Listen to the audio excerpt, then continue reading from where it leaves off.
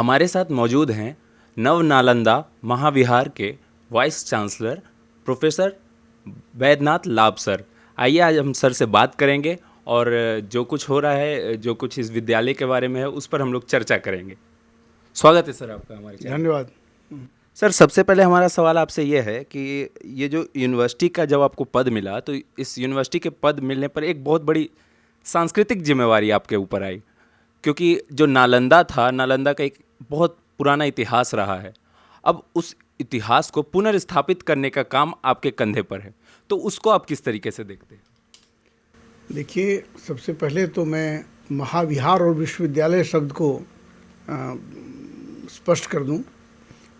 जो विश्वविद्यालय शब्द है या यूनिवर्सिटी शब्द है, ये आधुनिक काल में इस शब्द का प्रयोग होता है। प्राचीन काल में इसको महाविहार कहते थे, और प्राचीन काल का जो विश्वविद्यालय था, जिसको हम आमतौर पर नालंदा विश्वविद्यालय की बात कर लेते हैं, वो नालंदा महाविहार कहलाता था। और 415 ईस्वी के आसपास कुमारगुप्त प्रथम ने इसकी स्थापना की थी, और 1193-94 के आसपास इसको बख्तियार खिलजी ने इस पर आक्रमण किया जी। और इसकी पुस्तकालय है उस पूरे सब्जी को ध्वस्त कर दिया। और वो जहाँ जहाँ भी इस तरह के महाविहारों को देखता था, जैसे इसी के पास उदंतपुरी थी बिहार शरीफ में, तेल्हाड़ा विश्वविद्यालय था, जो शायद उससे पहले की कहते हैं कुषाण के समय से आ रहा था, नालंदा से भी प्राचीन था। विक्रमशिला, और भी जो बंगाल में जगद्दल है, सोमपुर विहार है, इस तरह के वो जहाँ जहाँ भी देखता उनको नष्ट करता चलता था। और उससे केवल बौद्ध धर्म ही की जो संस्थाएं नष्ट नहीं हुई, बल्कि धीरे धीरे बौद्ध धर्म ही लुप्त हो गया, खास करके भारत के इन मैदानी इलाकों से। और जब इसी को तुर्क अफगान आए, उसका मुग़ल आए, फिर अंग्रेज आए, और उसके बाद जब 1947 में हमें स्वतंत्रता मिली, तो राजेंद्र बाबू को इसकी बड़ी पीड़ा थी। उनको कई सारे देश के लोगों ने उनसे विशेष आग्रह किया था कि बौद्ध धर्म का संदेश तो हमें भारत से मिला है, बौद्ध धर्म देन ही है भारत की, और भारत में इसकी स्थिति अब ख़त्म सी हो गई है, तो इसको उस परंपरा को फिर से पुनर्जीवित किया जाए। और इसलिए उन्हें 20 नवंबर 1951 को अपने कर कमलों से इसका शिलान्यास किया, और यही नव नालंदा महाविहार बना। और 1994 तक, 1951 से 1994 तक ये बिहार सरकार के अधीन था, लेकिन धीरे धीरे इसकी वित्तीय स्थिति और जो इसका प्रबंधन था, वो बड़ा ही कमज़ोर पड़ता गया। इसलिए 1994 में भारत सरकार ने इसको अधिग्रहित कर लिया, और 1996 में फिर इसको डीम्ड यूनिवर्सिटी का स्टेटस मिला, जो अभी वही चल रहा है। और ये वर्तमान में संस्कृति मंत्रालय भारत सरकार के अधीन एक विश्वविद्यालय है। सर, जैसा कि आपने बताया कि आक्रमणकारी जो भी आ रहे थे, वो बुद्ध के कहीं ना कहीं ज्ञान को ध्वस्त करने का काम कर रहे थे। नव नालंदा महाविहार जो है, तो ये किस तरीके से बुद्ध की प्रेरणा को आगे पहुंचा रहा है लोगों तक, ये हम इसके बारे में कुछ हमारे दर्शकों को बताइए। ये देखिए, यह जैसा मैंने बताया कि यह प्राचीन महाविहार का ही एक से पुनर्जीवन है। इसलिए प्राचीन महाविहार की जो परंपरा थी, मुख्य रूप से तो उसमें बौद्ध धर्म और दर्शन, तर्कशास्त्र, न्याय इत्यादि की बात थी, लेकिन उसके साथ साथ कुछ कुछ विषय ऐसे भी थे, जैसे चिकित्सा शास्त्र, ज्योतिष शास्त्र, गणित, वैदिक ज्ञान, इस तरह के अन्य विषय भी थे जिनकी पढ़ाई होती थी। तो जब नया महाविहार बना 1951 में, तो मुख्य रूप से इसका उद्देश्य यह था कि चूँकि प्राचीन महाविहार भी भारत के साथ और एशिया के साथ एक तरह से सेतु का काम कर रहा था, जिसके पीछे कड़ी थी बौद्ध धर्म और दर्शन।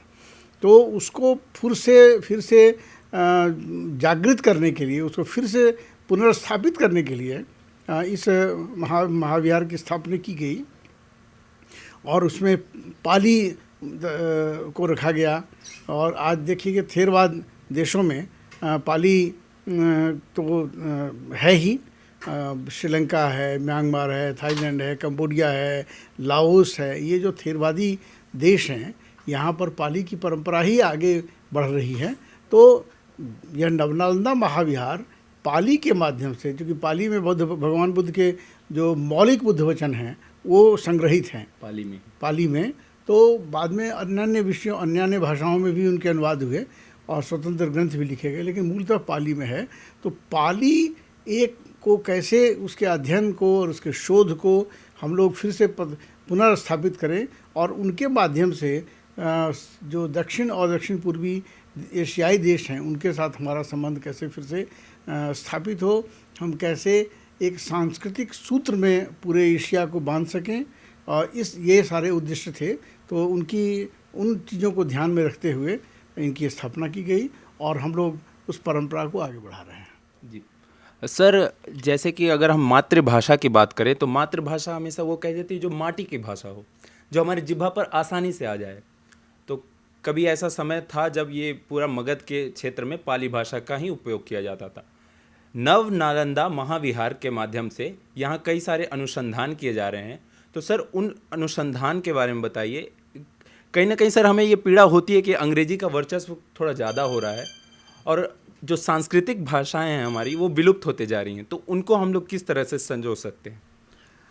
इसके पीछे से मातृभाषा तो खैर माता से संबंध है, लेकिन आपने मिट्टी की बात कही तो मिट्टी भी उसका एक एक्सटेंडेड मीनिंग तो हो ही सकता है कि उस माँ तो के साथ हम जन्म लेते हैं तो अपनी मिट्टी में जन्म लेते हैं। माटी भी कहीं ना कहीं सर माँ का रूप है। नहीं बिल्कुल है, इसलिए दोनों में एक बहुत ही गहरा संबंध है और मैं आपकी बात को स्वीकार करता हूँ और उसको समर्थन भी करता हूँ।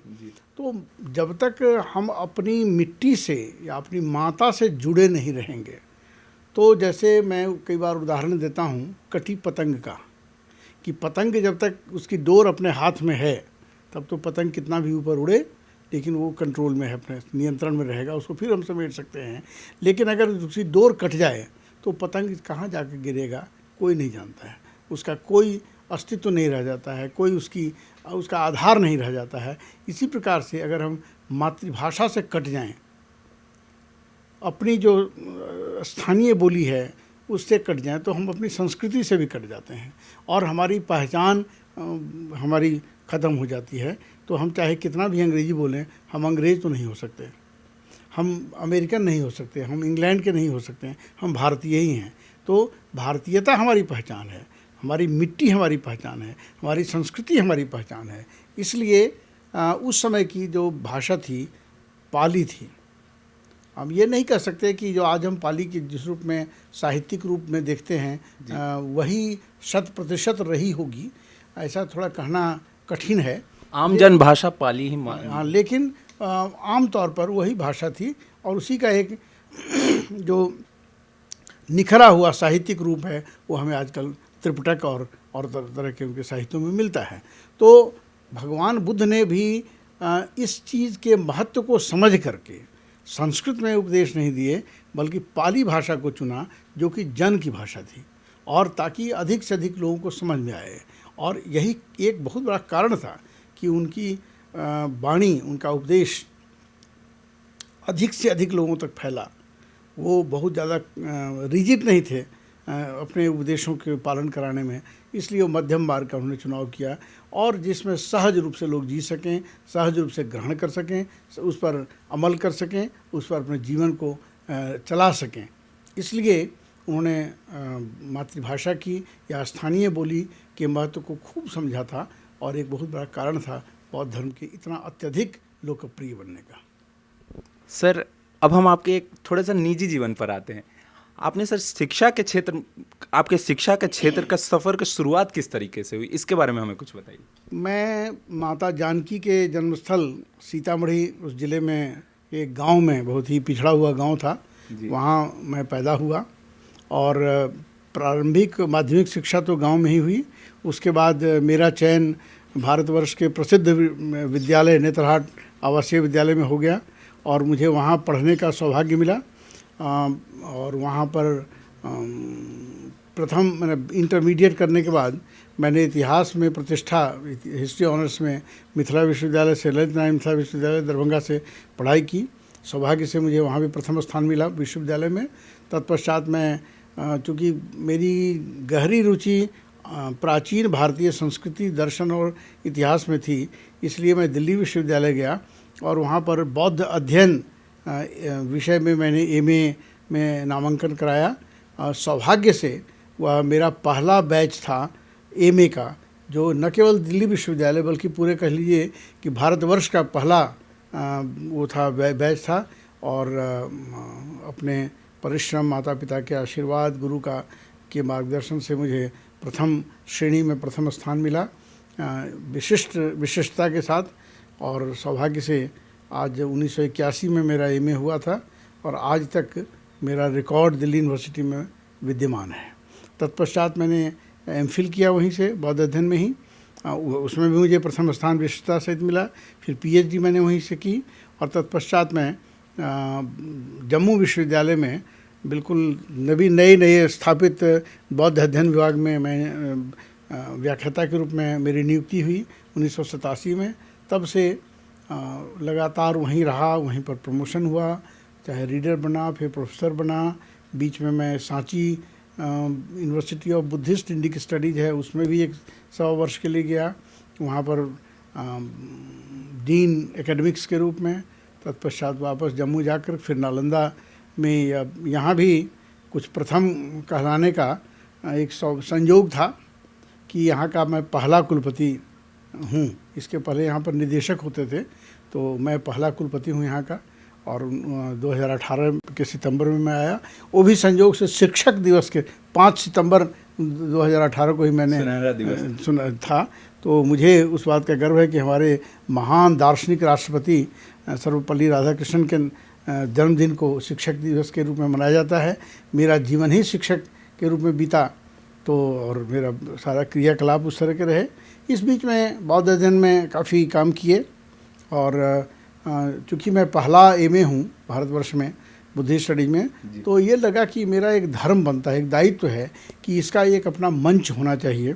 और मैंने और मित्रों के साथ मिल करके Indian society for Buddhist studies, एक ऑल इंडिया एसोसिएशन बनाया बुद्धिस्ट स्टडीज़ का सन 2000 में।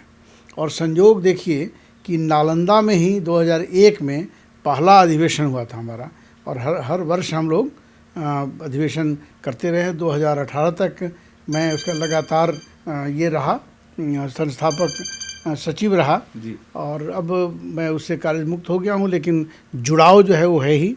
इस बीच में कई अन्य देशों में जाने के मौके अवसर मिले, अमेरिका, जापान, थाईलैंड और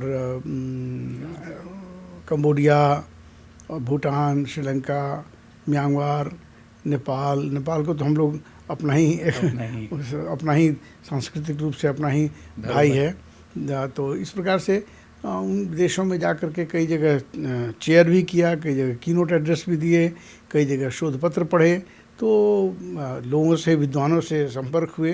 तो इस तरीके से जीवन यात्रा चल रही है। सर, एक कुलपति के नाते नव नालंदा महाविहार में आप शिक्षा के क्षेत्र में नया क्या जोड़ने वाले?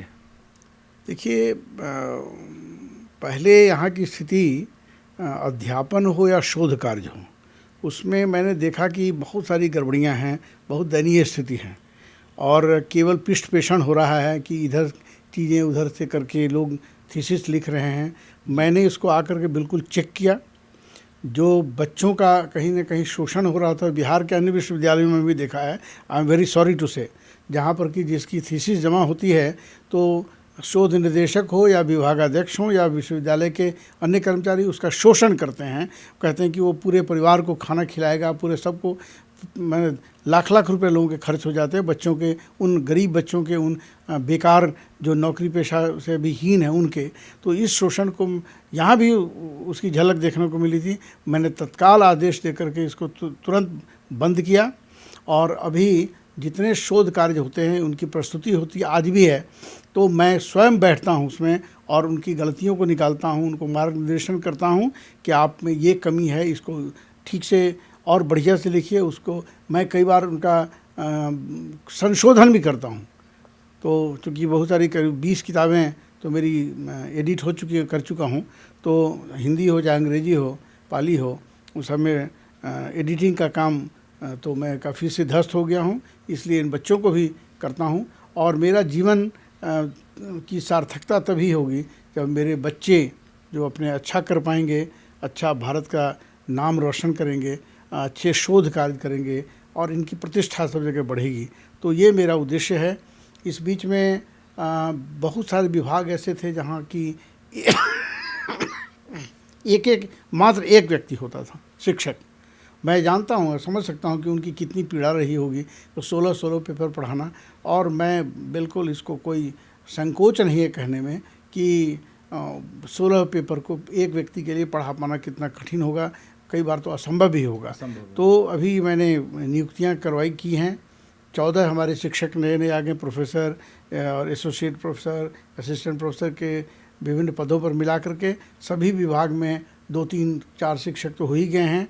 तो क्लासेस बहुत ही सुचारू रूप से चल रहे हैं, ऑनलाइन ऑफलाइन दोनों।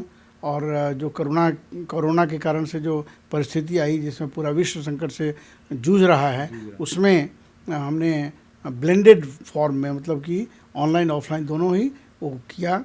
शोध कार्य में मैंने बिल्कुल ही स्वयं उसमें रुचि लेकर के बहुत ही कठिन परीक्षा से गुजरना पड़ता है आवेदकों को, बच्चों को, और तब जाकर उनका सिलेक्शन होता है पीएचडी में। तो सब कार्य में हम लोग और हमारे जो कलीग्स हैं वो काफ़ी सहयोग कर रहे हैं। एक अच्छा वातावरण बना है जिसमें कि हम अच्छा से अच्छा कर पाएँ। और जो प्राचीन नालंदा महाविहार था, उसका जो गौरव था, उसको हम फिर से प्रतिस्थापित कर सकें।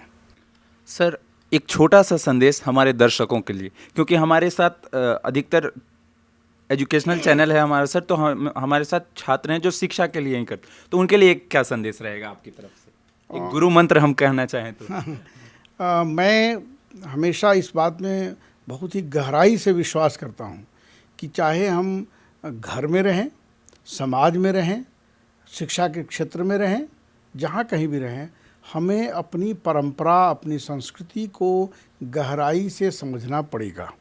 और हम जितने डीपली रूटेड होंगे उसमें, तो हमारा ज्ञान का स्तर भी उतना ही गहरा होगा, तो और उतना ही ऊंचा भी होगा।